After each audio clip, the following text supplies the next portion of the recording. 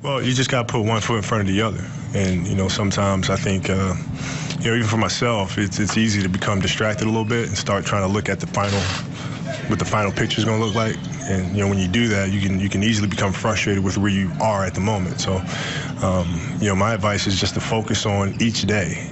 And, you have a plan in place of how you want to improve and how you want to get better. And you stick to that plan and trust the fact that, every day that you stick to the plan, it'll get you to your end result.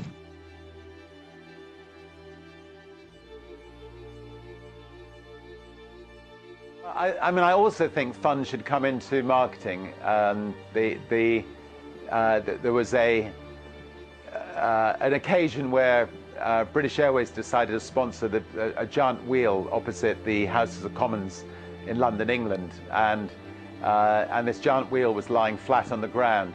And they got all the press together one morning where they were going to lift the wheel up. And I got a call at about 7 in the morning saying that BA had technical problems and they couldn't get the wheel up. And all the press, the world's press, were there waiting. We had an airship company, so I rang up the airship company and we scrambled an airship. And the airship went right over the wheel, and it had a massive big banner across it which simply said, BA can't get it up.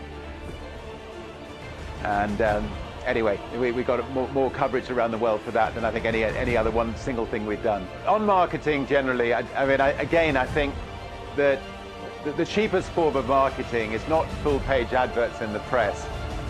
It's free advertising. So if you're up against a big corporation, you do need to use yourself to try to get free advertising, and try to do it in fun ways like that, so you stand out from the crowd. Try to make sure you end up doing something that hits the front page of the newspapers rather than the back page.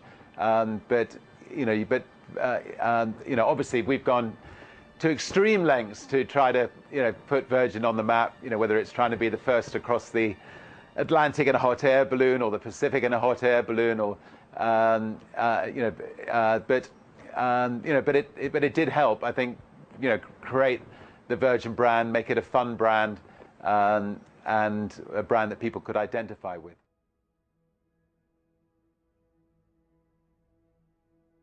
Take time to study good direct response ads. Take time to, for instance, maybe develop a swipe file. So one of the things that I did for years is anytime I bought something, I would identify the ad, the phone call, the print ad, the offer, whatever it was that made me decide to buy it, and I would either cut it out or record it, put it into Evernote, whatever it might be, and save it.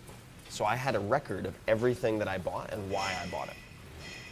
And then I could go back and review it, and I'd be like, oh, looks like I fell for this, this, and this. Not in a bad way, but it looks like this tipped me from or not interested to, yeah, I'll spend $550, $500, $5,000 on that. Yeah. I save all that.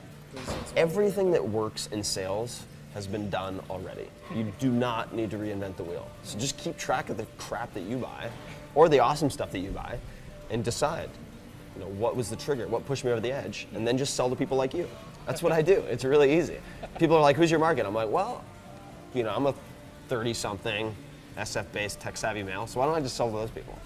It makes it a lot easier than trying to guess. So let me tell you about my introduction to network marketing, because I had a very closed mind to it.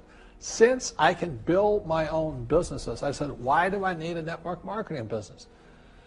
But about 15 years ago, I have a good friend, his name is Bill, and this guy is the best real estate investor I know. He has tons of assets in here. So I said, Bill, why did you start a network marketing business? And his answer was very simple. He says, it's my way of helping people. But more importantly, he says, the reason most people can't invest in real estate is because they don't have a business. They don't make enough money simply because taxes, debt, inflation, and retirement savings are killing them. They cannot even invest. So my friend Bill, who is a professional real estate entrepreneur, he says, I started a network marketing business so the people that worked with me could start their own business and then invest money with him. So with that, I realized then that network marketing wasn't about making money, but it was about helping people to help other people make money so they become financially free. So the beauty of network marketing, I said, like it's very low entry point, doesn't take much money, you can do it part-time. And where you profit is in most big corporations is they spend millions, sometimes billions of dollars in advertising. So rather than give that money to advertisers, network marketing depends on building a network. It's called word of mouth, like you recommend a movie to a best friend. So really, the reason I support network marketing, because it's not about selling. It's about people helping people build assets in the asset columns, becoming business owners, and then becoming investors. But I believed very strongly that we could build a different kind of company. I never believed, never, I think it would have been arrogant to believe, that we could have 1,000, 2,000, or 7,500 stores in the US and around the world. But something really magical started happening. And it started happening as a result of not advertising or conventional consumer classical marketing. The fact is that Starbucks spends very little on traditional advertising. It started happening because we demonstrated to ourselves and now the world that to build an enduring, sustainable, long-term business and consumer brand, it's not about fancy marketing. It's about establishing a very powerful and unusual emotional relationship with the customer. So our whole philosophy is, let's take most of the money that we would have spent on paid advertising or paid marketing, and rather than buy our exposure, instead, let's invest it into customer service and the customer experience, and let our customers do the marketing for us through word of mouth. On any given day, about 75% of our orders are from repeat customers, and we basically grew from no sales in 1999 to, in 2008, was the first year where we hit $1 billion in gross merchandise sales. And actually, even despite the bad economy, we've actually continued to grow over the last 2 years. In fact, our net sales for Q1 this year were up almost 50% year over year. And people ask us, what did we do differently over this last 24 months? And we actually didn't do anything differently, and it's not because of anything we did over the past 2 years. It's because of all the investment we made prior to that we continue to grow because of the loyalty of our customers. And the number one driver of all that growth is through repeat customers and word of mouth.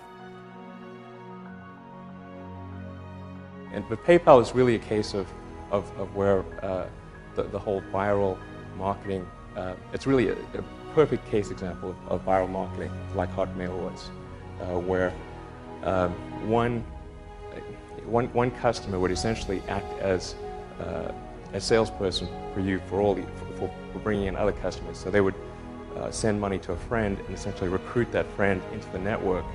And so you had this exponential growth. The more customers you had, the faster it grew. So it was like bacteria in a Petri dish. You know, it just goes like, there's this S curve. And in fact, I ran PayPal for about the first 2 years of its existence. And we launched after year 1, and by the end of year 2, we had 1 million customers. So it gives you an example, it gives you a sense of how fast things grow in that scenario. And we didn't have a sales force. We actually didn't have a VP of sales. We didn't have a VP of marketing, and we didn't spend any money on advertising.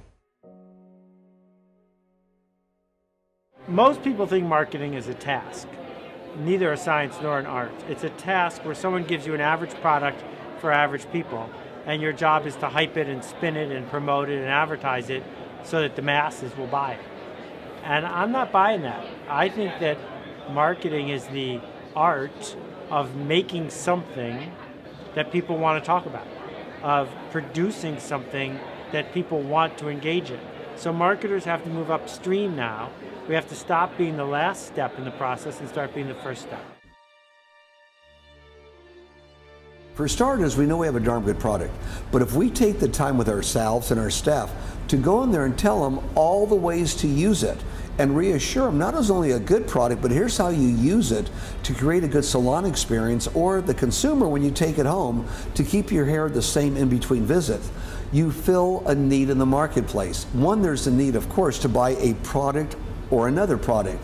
But the next one is you must constantly remind them how to use it properly, which makes you a little different. Now granted, maybe there's another one used the same way, but nobody told them.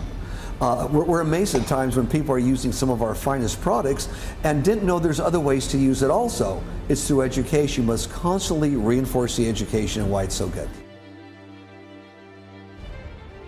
That's the thing, right? Like you said, you know, a lot of artists just have MySpace and just have, you know, a couple songs and don't have a website, don't have marketing, don't have anything. And then they get disappointed when they only sell like 70 records, you know, and it's like, you gotta understand that this is about marketing. Like this whole thing is about marketing. It's about your image. It's about your story. You gotta be appealing to people. And if you're gonna release a record in Canada, you have to do something that nobody else has done or else there's no point. That's how I see it.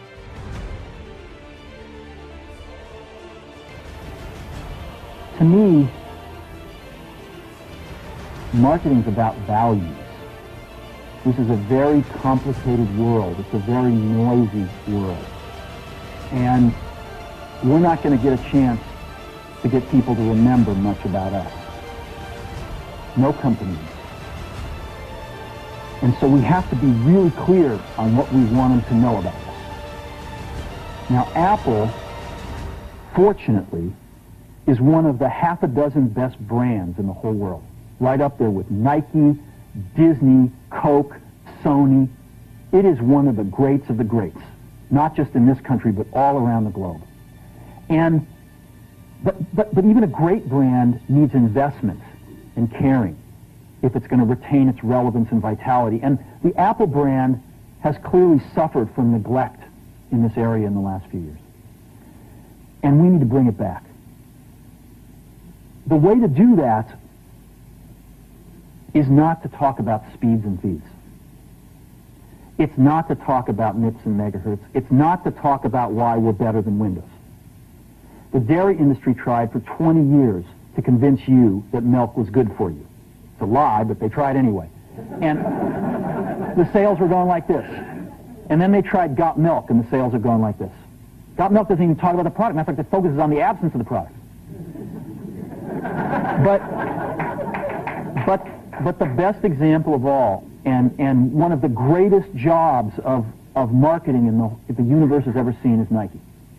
Remember, Nike sells a commodity. They sell shoes. And yet, when you think of Nike, you feel something different than a shoe company. In their ads, as you know, they don't ever talk about the product. They don't ever tell you about their air soles and why they're better than Reebok's air soles. What does Nike do in their advertising? They honor great athletes and they honor great athletics. That's who they are. That's what they are about. Apple spends a fortune on advertising. You'd never know it. You'd never know it. So when I got here, Apple just fired their agency. We were doing a competition with 23 agencies that, 4 years from now would have picked one. And we blew that up, and we hired Chiat, the ad agency that I was fortunate enough to work with years ago. We created some award-winning work, including the commercial voted the best ad ever made in 1984 by advertising professionals.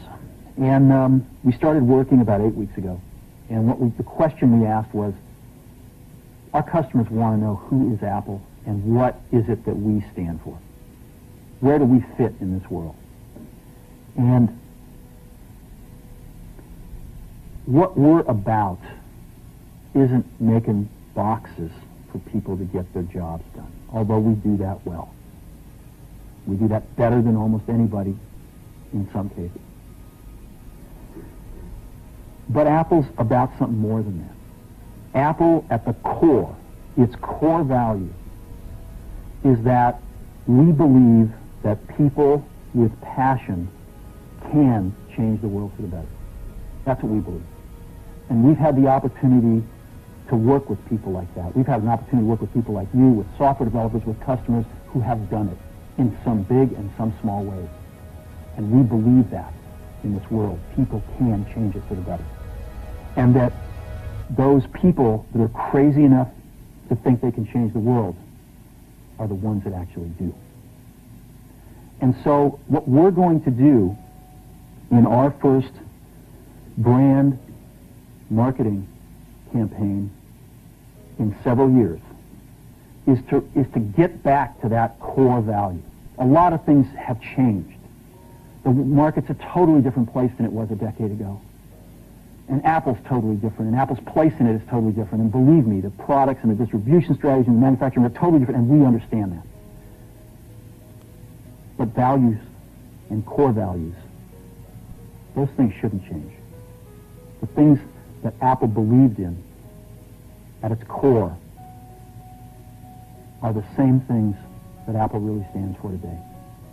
And so we wanted to find a way to communicate this. And what we have is something that I'm very moved by. It honors those people who have changed the world. Some of them are living, some of them are not. But the ones that aren't, as you'll see, you know that if they ever used a computer, it would have been a Mac. And the theme of the campaign is Think Different. It's the people, honoring the people who think different and who move this world forward. And it is what we are about. It touches the soul of this company. So I'm going to go ahead and roll it, and I hope that you feel the same way about it I do.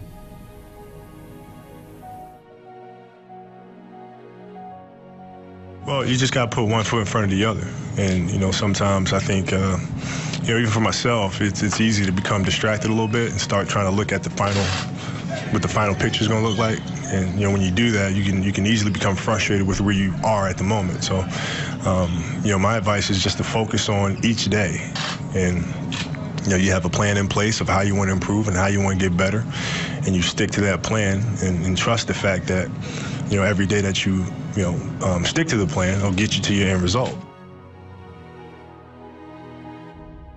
We're very simple people at Apple. We focus on making the world's best product and enriching people's lives.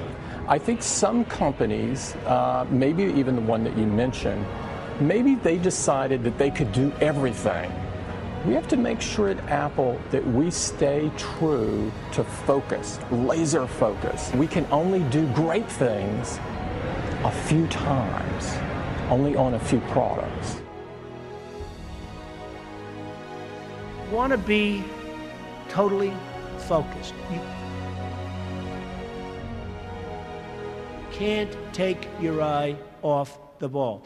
When I had troubles in the early 90s, a major article came out, and it said very strongly, everything he touches turns to gold. And I believed it. So I'd go out with models at night instead of working. But that wasn't good. And I remember I had a big lease coming up, and there was a big show, and I went to the show. I said, don't worry, fellas, you can handle the lease. You'll get it done. Well, I came back, they didn't get it done, and I would have had it done 100%. And then the market crashed in the 90s. So I had trouble. But it was sort of an amazing, I wouldn't want to do it again. It was an amazing test of yourself. Can you handle pressure? How are you under pressure? Are you smart? You know, when everybody's coming at you.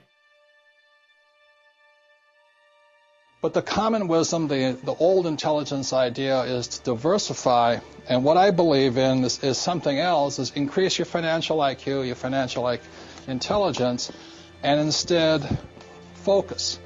And what focus stands for is this.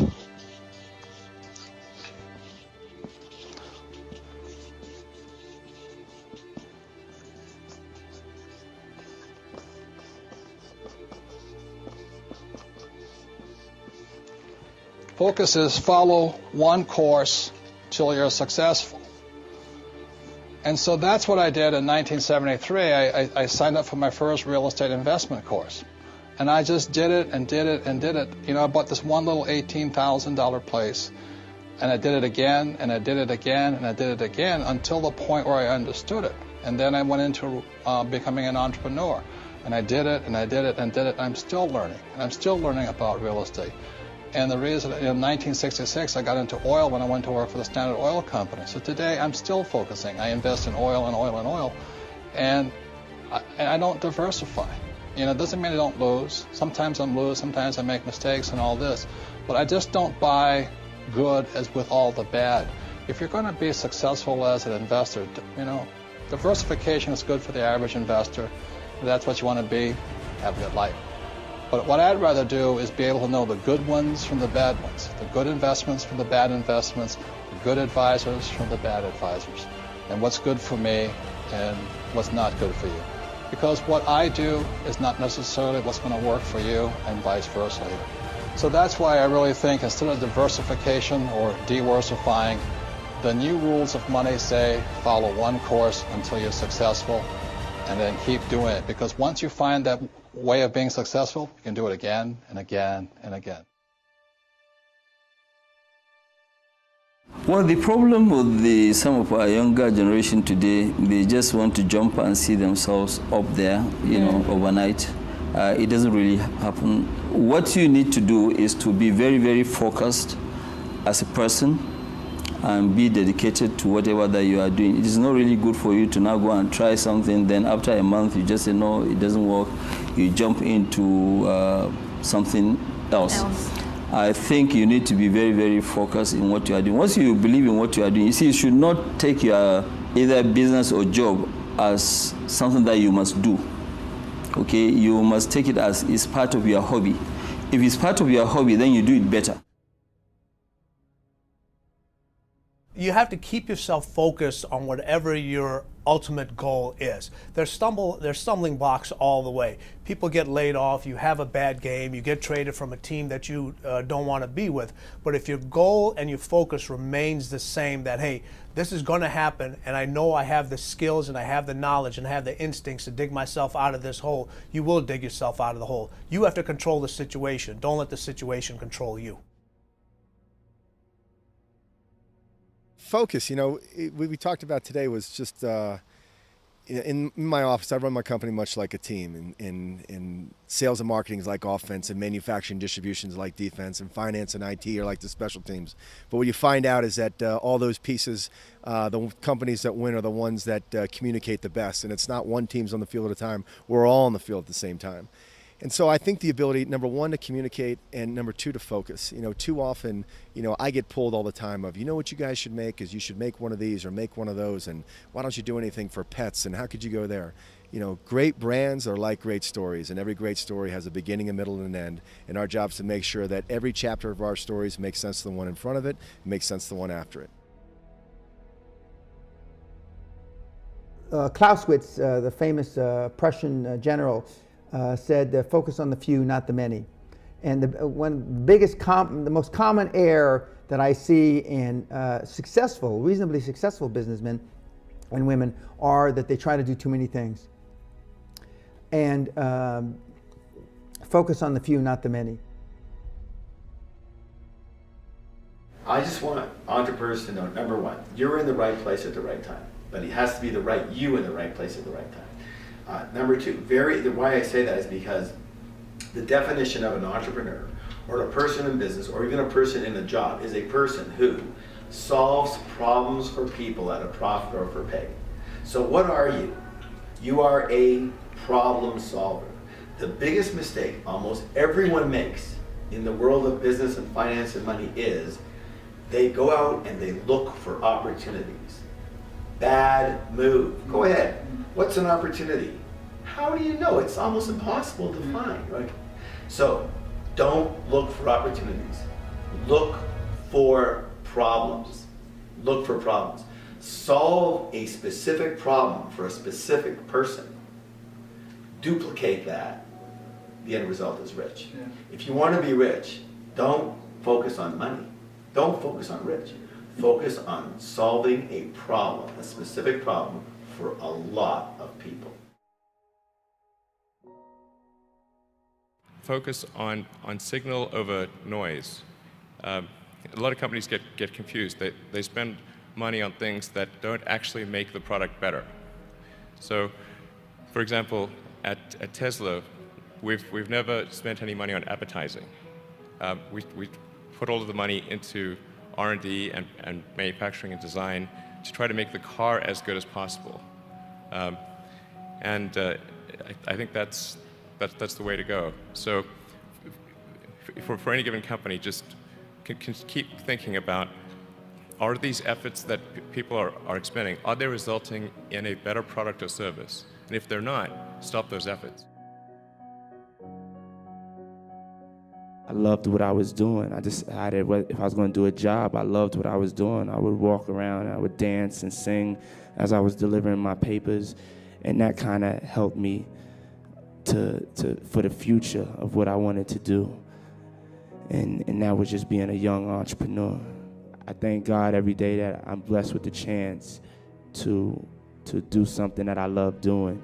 But I feel anybody could do something that they love doing if they go after it in the right way, if they go after it with the love, if the motivation for it is the love and the love of leaving a legacy behind more than the selfishness of just doing it for money or doing it to blow up or to be the man or the woman or to have the fame. If you do it to make history, if you do it to change people's lives, to make people feel good, to make yourself feel good, it's just gonna come naturally. You know, I've always loved technology and building things and building products, and I'm 20 years into my career, and sure, I don't need to work anymore. I got lucky on a couple of projects to make a little bit of money, and that's nice, but I love building teams, I love building products, I love building brands themselves. So I love the act of creating a brand like Launch that means something to people, or Inside.com, where people saying, like you did, like, oh, you did Engadget. So for me, I just love the act of creating a brand and maybe hopefully doing something innovative. And I think on my best day, I'm able to do that, and on an average day, maybe not so much. People that build great things in any business, anywhere, they all have one thing in common. They love the process. If you start a building or a company because it's money, you can't wait to get the building finished so you can have the cash flow. You'll get the building finished and you'll probably have the cash flow.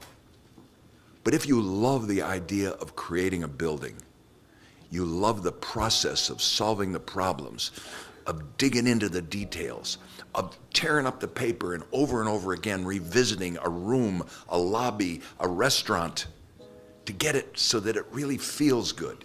If you've got a passion for process, you're the kind of a person, if you're surrounded by good colleagues, then that's a team that produces superior projects. And all of us at Wynn Resorts, we share that passion for the process of creating these places. And so, although we love the idea that they end up being profitable for our shareholders and it's given us all a good life, and I'm thankful for that, I'm really thankful for the idea that I'm standing here today to walk you through another project that we're dying to build in a fancy city like Boston. First of all, you have to make sure that this thing is for you and it's who you are, and you're built for this, you know, and then you have to give it the passion that's necessary. You know, like I said, I don't do it for the money. The money is gonna come. I do it because of the love that I have for it, you know what I'm saying? If I was a plumber or something like that, I still would make hip hop records. That's how much love I have for it, you know? I feel like right now, I've been in the game close to 27 years, and I've actually thought about this just recently. Out of the entire my 27-year career, there's only been 2 weeks that I've been out of the studio. I've never been out of the studio longer than 2 weeks in my entire career. That's how much love I have for this thing that I do. And it's incredible every day to work with what I consider to be the smartest and most innovative people on earth. And so I spend my day working with those people on many different things, some things we didn't talk about that you wanted to talk about maybe, and many things that go with running a company of Apple's size and all the geographies that we're in and so forth. And I love every minute of it. It's an incredible place to be. It gives me, it is my oxygen. So that's how strongly I feel about it. Going, and entrepreneurs need to realize that sometimes it's not the idea, you know, it's not who you know, it's not how much money you have access to. It's really finding something that you really love to do. I had no idea I loved computers and technology, none. I mean, I took one class in Indiana in computers and I cheated to get through it. It was Fortran. And then I bought a little PC, a 99 4A from Texas Instruments for $99. Started teaching myself to program and found, you know, 4 hours later, 5 hours later, I would look up and I'd been working this entire time and I loved it. And so that was the difference. When I finally, I failed a lot of times and I didn't know where I'd find my success. And then all of a sudden I started playing with PCs and technology and it just clicked. My advice is just do things that are true to you. You know, most things that I'm involved with are extension of being creative. You know, Rockaway is a clothing company. You know, it's part of who you are, and hip hop is your attitude and what you're trying to express, how you dress. You know, I love sports growing up. I grew up in a household where sports was on 24/7. So these are things that are, you know, are comfortable for me. You know, these are things that I like. So I would just say get involved in things that you love, and also have a standard for yourself and have some sort of integrity and try to, you know, find some sort of truth in what you're doing. You know, I think that success in business is a very difficult thing to achieve. And it's more difficult today probably than any other time, despite the vast number of opportunities.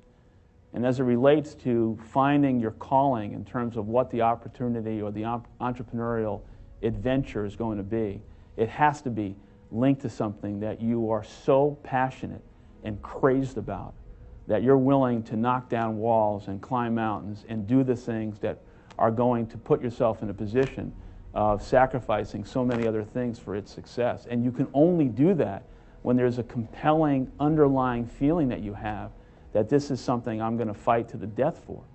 And without that, I think it's going to be a commodity-based experience, not only for the customer, but for you. And I think you can't really succeed at the levels that you want to unless you find that thing that you're so passionate, excited, and in love with.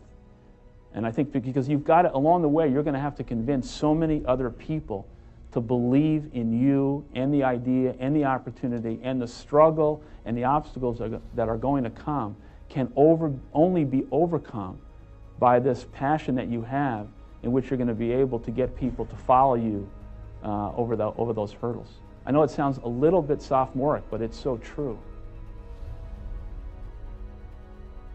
Me and Bishop G made a pact, like, yo, if we don't make it rapping, we're going to work at the post office, you know. And it was like, we writing raps all day, 12 hours a day, go home, you know, stay up, go to school, write the rap that you wrote the night before, and do that for the next 16 weeks type situation. So, you know, for me, it's about just the love of the art, you know, the love of putting words together. You have to love what you do. And I'm not going to go over that long, but it solves a lot of problems. Because when you love what you do, when you really love what you do, you work harder. I mean, I have friends that don't love, and, you know, I tell this story. A Wall Street titan, big guy, but I was richer than him, and I'm richer, according to Forbes, I'm much richer than him. So I like that, you know? I like that. But this big Wall Street titan, he's a big name. He has a son, and his son is a wonderful human being, which is amazing because the guy's a horrible person. But he's one of the biggest guys on Wall Street. So he wants his son, Alex. I'm going to use the name Alex. It's not his name, but I don't want to get this guy in any more trouble with his father than he already is. Alex isn't the strongest character. The father is a brutal, vicious killer. So the father has a big firm on Wall Street, and he wants Alex to go into the firm, of course. You know, come on, Alex, get in there, get in there. In the meantime, all these kids are graduating from Wharton and Harvard and Stanford, and they're just eating Alex's lunch. He doesn't have a chance. He doesn't have a chance. And he doesn't like it. He's not liking what he's doing. You got to love what you do. He's not liking it. So one day, but he can't leave because of his father. I actually tell him, why don't you leave? Your father's brutal. The father's just killing the guys. Tell him, you don't have what it takes. I'm sorry, Dad. Oh, this is great. So I say, you got to leave the father. You got to leave him. He said, I just can't, Donald. So anyway, he's a spoiled guy. He's a member of a very good golf club in Westchester, which is a rich place in New York. And he's on one of the committees, and he's on the Greens Committee. And they put him in charge of redoing the course. They're doing this big renovation of the course. It's a very good club. And he's there every morning at 5 in the morning. He doesn't leave. He did such an unbelievable job. The contractors respected him. Everybody respected him. So the wife comes up. He's doing so great, Donald. He's so amazing. And they give him an honor. And this is a tough group of people that have this club. You know, they're club members and they're difficult. They gave him an honor. The club came in under budget, faster by 2 months. He did an unbelievable job, and the quality of the work was 10 times what they ever anticipated. So they gave him a medal. I said, you know, Alex, you ought to go and do this for a living. You ought to be a builder, whether it's houses or clubs or golf courses, renovation or this. Oh, my father would go crazy. He'd never let me. So Alex went back to Wall Street, where he was miserable, and a year later he quit. And he started doing renovations of houses and clubs and different things. And he's doing great. So you've got to love what you do. And for like an entrepreneur, forget a salesperson, how about just an entrepreneur who's looking to start a business? Well, if you can't sell, if you can't influence, if you can't persuade, good luck trying to get your business off the ground. I'm not talking about just your customers. I'm talking about the bankers, the people with venture capitalists, your vendors, your credit card processor, the people who work for you. How do you get people to work for you excited? How do you get them excited? How do you get them to want to buy into your vision? At the highest level, what sales really is, it's the transference of emotion. And the emotion you're transferring is this emotion of certainty. That someone feels certain, yeah, it's a good thing, it's going to help me, it's going to fill my need. When you're an entrepreneur and you're trying to start a business and you're recruiting people, well, you're selling people on your vision for the future, your vision for this company. And if you can't do that, good luck trying to get great people to work for you. It's nearly impossible, which is why you always see, the people, if they say, oh, he's a visionary. Well, that's true, but typically not only are they visionaries, they also possess the ability to sell the vision to other people, to inspire them, to motivate them.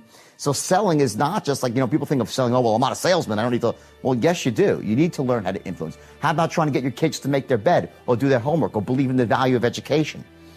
How about trying to get a landlord to give you a reduction on your rent or to extend the lease the way you want? How about trying to negotiate terms? You understand, it cuts to everything.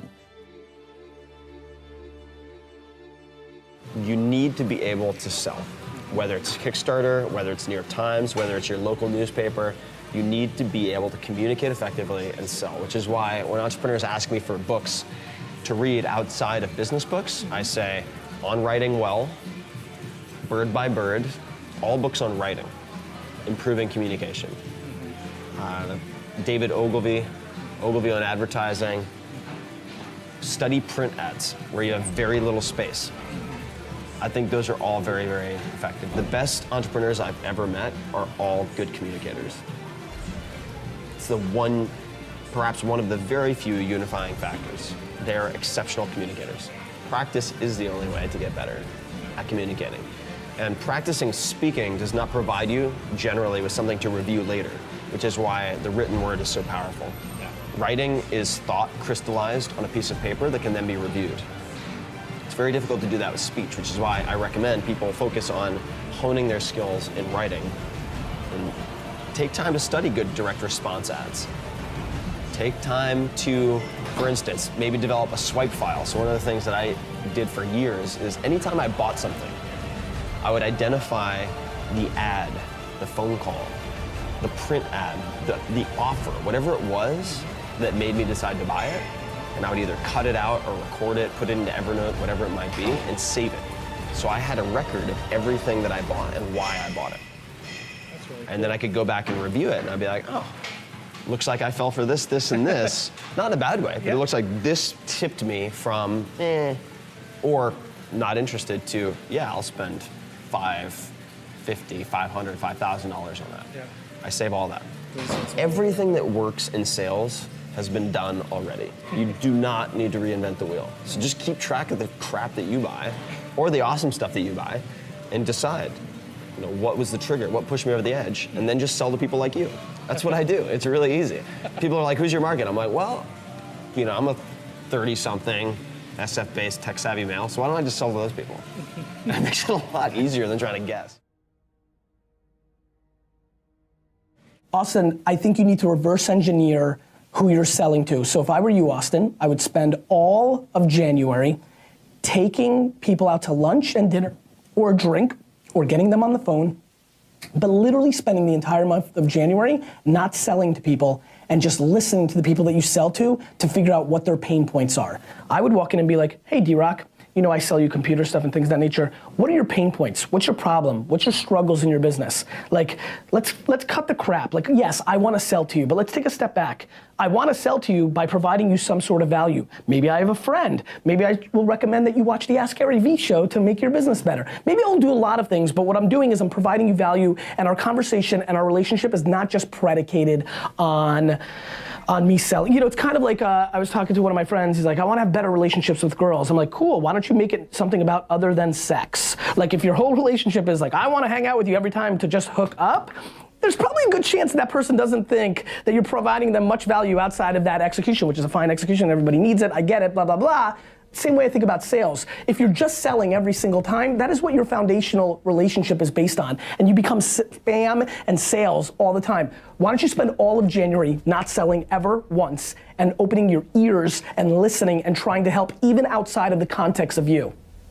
Even outside the context of you. Meaning, how can you help them besides just their business? Maybe you'll get to know D-Rock and find out that his aunt is a huge Dallas Cowboys fan, and you just get a Dallas Cowboys hat.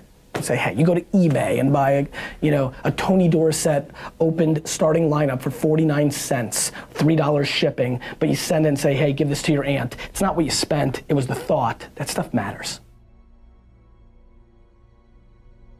Top salespeople commit themselves to lifelong learning. This, by the way, changed my life so dramatically when I was 24. Almost like I tripped over something and picked myself up, and it was a great treasure. And the treasure was that your mind is your most precious asset, and the quality of your thinking determines the quality of your sales career. If you commit yourself to lifelong learning, you will achieve such extraordinary success. And I cannot emphasize this too often. Read, listen to audio programs, attend seminars, and never forget that the most valuable asset you will ever have is your mind.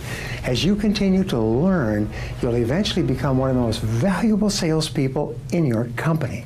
The more knowledge you acquire that can be applied to practical purposes, the greater will be your rewards and the more you will be paid. To see the clouds. This is about rainmaking, about sales. These are the things I learned about sales. First thing is, let 100 flowers blossom. This I stole from Chairman Mao, although it's not clear to me he implemented letting 100 flowers blossom. 100 flowers blossoms means that at the start of a company, you'll often see your people who are not your intended customers using your product or service, and they're going to be using it in ways you didn't anticipate. Many entrepreneurs go crazy. My God, the wrong people are buying our products in large quantities. What are we doing wrong? Let's get marketing and sales in here. We need to reposition the product because we know who should buy our product. Well, that's categorically stupid. Fundamentally, when you see this happening, first of all, take the money. Take the money. There's two theories in engineering for revising a product. One is you go to the people who aren't buying your product and you ask them, why aren't you buying our Macintosh, Mr. Fortune 500 CIO? And the CIO will say, you don't have a letter quality printer driver. You don't have Lotus 1, 2, 3. You come back to the lab, you convince Lotus to do it. You get a letter quality printer driver. You go back to the Fortune 500 CIO. You say, all right, we listened. Now there's a printer driver. Now there's 1, 2, 3. They still won't buy it. They still won't buy it. The other theory in engineering is you go to the people who are buying your product, Mr. Desktop Publishing or Ms. Desktop Publishing. Why are you buying our product? Because it's WYSIWYG, because it's high resolution printing.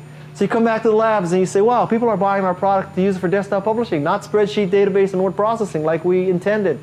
And what do they need for desktop publishing system? They need bigger monitors. They need higher resolution printers. They need higher resolution monitors. They need all these things to make desktop publishing better. That's my theory. Fix for who's buying.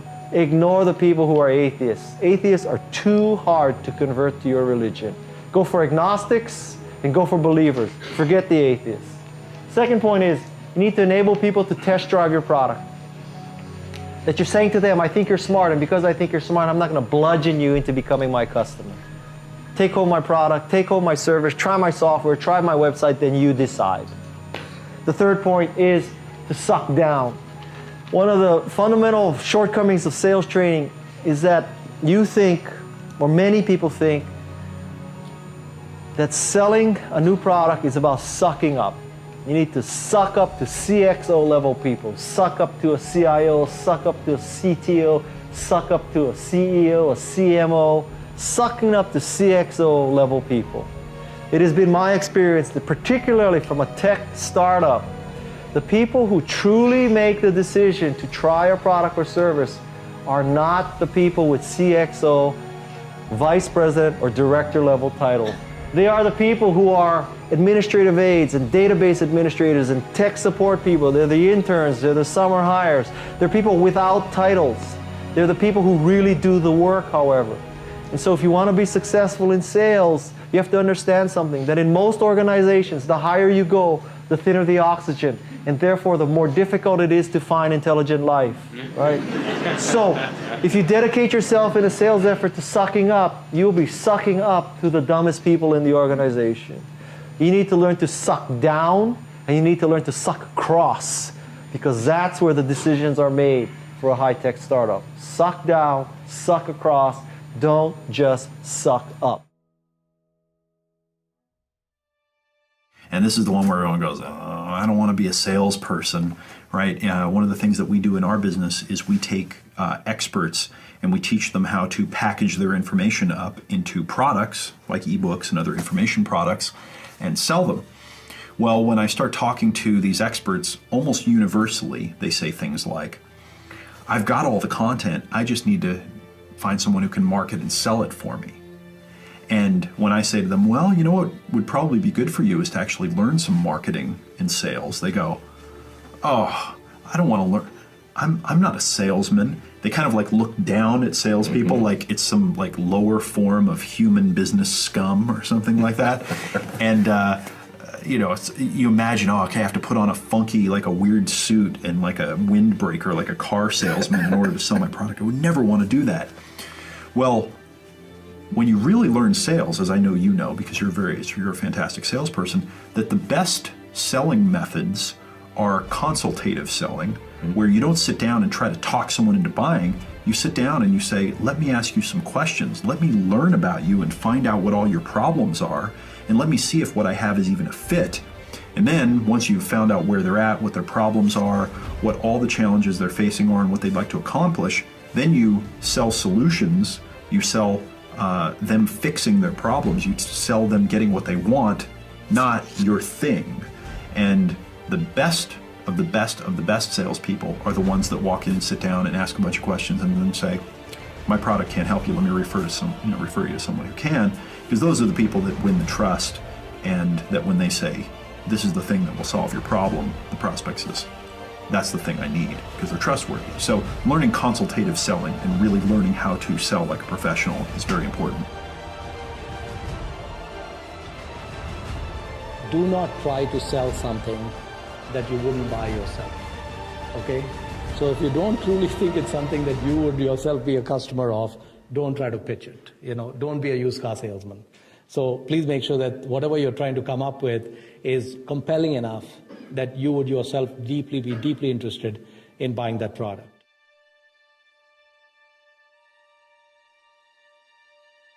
I spent 17 years getting a formal education. Competition's good. Competition's healthy. For who?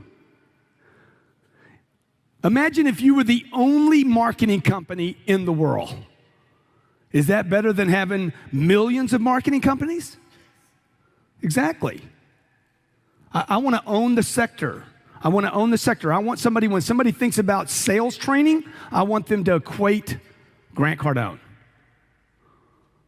And whatever I have to spend to get there, I'll spend to get there. I want to own the sector completely. I don't want to compete in it. So one way you could own a sector is by tweeting, okay? If you're not tweeting or Facebooking or YouTubing, okay, or using LinkedIn, if you aren't using these free mediums to communicate to the world, you're not in the game, man. You're not in the game, okay? Now, this morning, if you look at my Twitter account today, because this is more than just about selling and closing a transaction. If I don't have anybody to pay attention to me, I can't sell or close. Would you agree?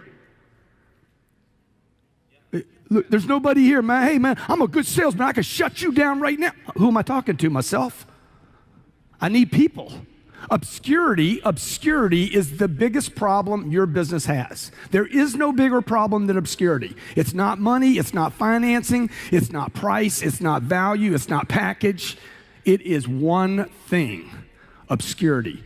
All those media programs that you saw me on this morning, they all tell you that there's not enough money, the banks aren't loaning, consumers don't have confidence, people aren't healthy, the economy's in trouble. Dude, none of those are the problem. The problem is nobody knows you. I don't know you, man. I don't know you. Who are you? Right? Price doesn't matter at this point. Value doesn't matter at this point. The package, the offer, the problems. I don't know you. If you don't know me, you can't buy my books.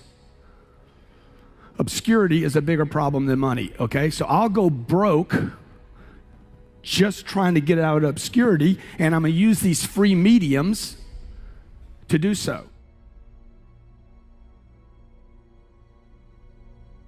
They did a study at Harvard of the different levels of sales techniques that were the most in top sales guys in the world and women used versus those that were average. They went through several steps about getting rapport, about understanding the client's needs, about being able to demonstrate the features and benefits of the product and going through overcoming objections and then closing the sale.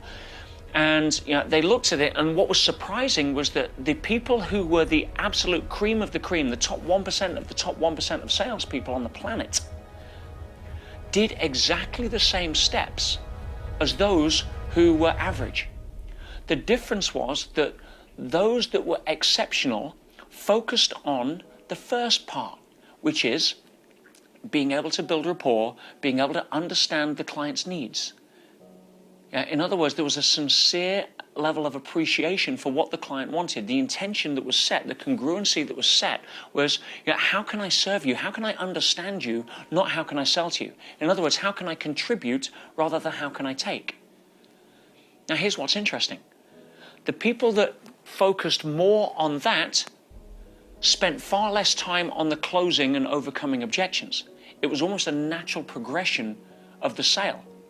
Those that spent less time on building rapport and understanding the client's needs and creating the relationship of trust based upon a level of sincerity, appreciation, and authenticity of who they were, those that spent less time on that and got through to the sale or got through to trying to close the sale had to spend more time on overcoming objections and closing techniques to make up for a lack of authentic connection and wanting to add value to the client. Does that make sense? You don't have to learn better closing techniques unless you focus on being less than authentic about adding value to the client. Hello? So going on sales training is usually a substitute, and a poor substitute, for coming to the table from a place where you say, something, I am willing to let this sale go if I sincerely, and every core of my being, every cell in my body vibrates the fact that this really isn't the best product or type of deal for the client. If you can come to the table from that place, rather than be hooked on the fact that your manager has given you a sales target and you need to make a close this Friday, then by contrast, by paradox, your sales tend to go up. You spend less time prospecting because there's people that you do connect with have such a level of trust and appreciation for what you've done and how you work with them, they're far more likely to recommend you. So your referral bank starts building. Now, if you can come from a place of authenticity and sincerity, I guarantee you spend time there, not just your clients, not just your prospects, not just your potential sales will start to increase, but the richness of who you are comes out. And that's in your relationship with your spouse, your relationship with your kids, your relationship with everybody. People want to do business with you rather than people are being convinced to do business with you. Make sense? Go out this week and try that. Go out this week and say, you know something? Before I walk into that meeting, I'm going to sit there for a minute or two and just connect and think, you know, is my intention pure? Am I going to come from a place of adding value? And if I walk into that meeting understanding that this has to match this, how am I going to show up differently? And I think you might be surprised at what happens.